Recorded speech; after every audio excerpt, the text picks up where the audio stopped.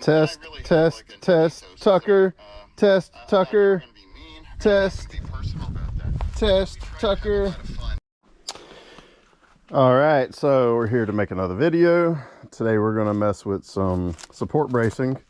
I've talked about it before. I'm gonna try to upload a video, which you may have already seen, but I've been having some issues with the card and the SD card in my GoPro. So I gotta figure out what's going on there, because it shows the contents there, but whenever I pop it in my laptop, it's not there. Prior to this, I installed some support plates in here, new bushings. And so what I want to do here is add some front supports to this car. So one support up top would be a Strut Tower brace. From the factory, these cars that came in the GT variants, I think they ended those in like the early 80s, like 82 or 84, something like that. They had a bar that tethered between this bolt.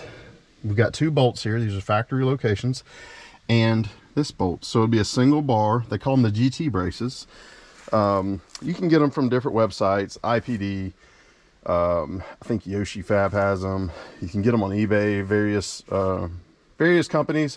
So I think they average around $90 to $110 a pair. Well, we can make our own, and that's what we're going to do.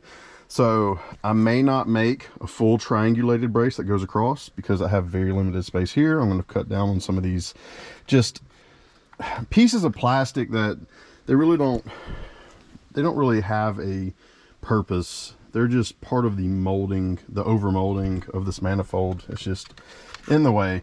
So I may try to cut those down, and aside from doing firewall to here, I may come back and make a full triangulated, because I have some more plates coming that can mount on top. I will have to extend these studs, so pull that bushing back out, press in some longer studs, and take care of that. But for now, we're just going to do the top braces. But there are some braces that go on the bottom as well, like the company Yoshi Fab. It's just a single set of bars.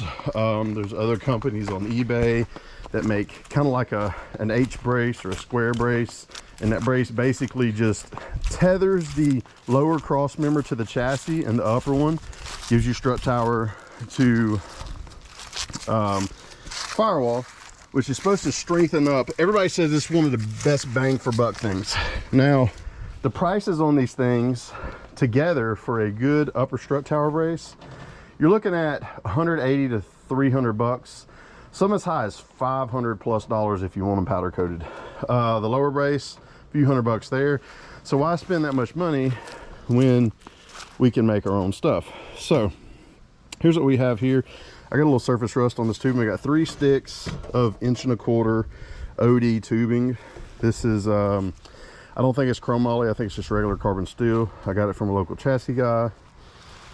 I went and bought a cheap Harbor Freight chop saw so I can get the correct angle. I got a hole saw bit to kind of notch the tubing, and let's see, I got some washers. So what I'm going to do is cut these short and make my standoffs, weld these washers on the bottom. That'll kind of give me my cups. Those will be my tethering points, my bosses.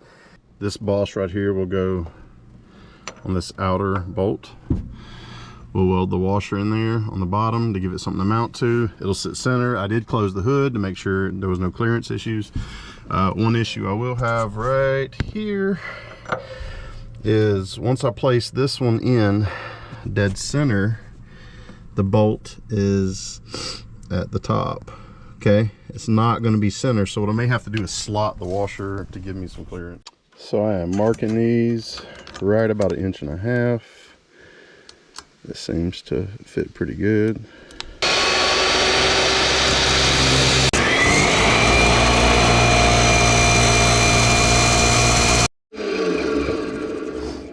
Then once you cut them, you got to clean the trash off.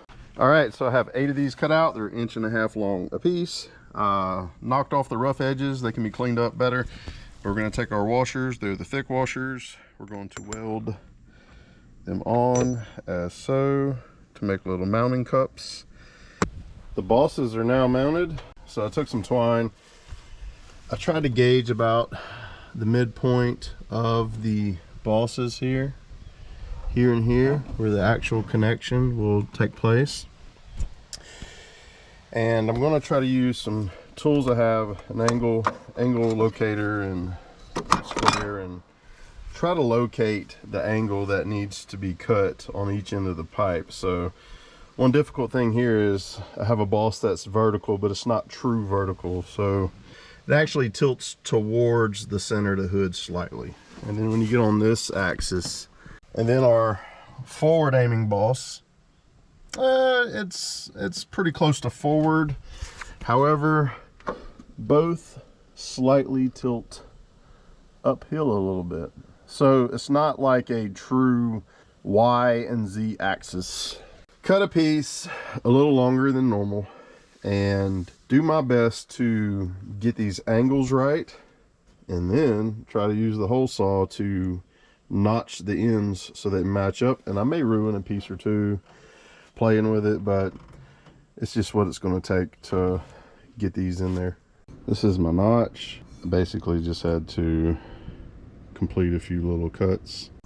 This is going to butt up somewhere about in there. You see there's a little bit of wiggle room here. We're going to come down on top of here. I'm going to mark this with a pin. Now, because it will drop down, it is going to rotate upon that radius slightly down. So I can't mark it dead on here without giving myself a little bit of play, because as it falls down, it's going to rotate slightly. So the cut will actually be offset by a few degrees. So whenever I was test fitting this piece, see that I went a little too aggressive on the cut. Well, hold on. So if I go all the way up here, I have a lot of gap. It touches on the sides, but I went too heavy in the arc. So I think what I'm going to do is tack these sides on and see if I can fill that so that I don't waste this piece. I disconnected the negative wire from the battery, all the negative wires from the battery.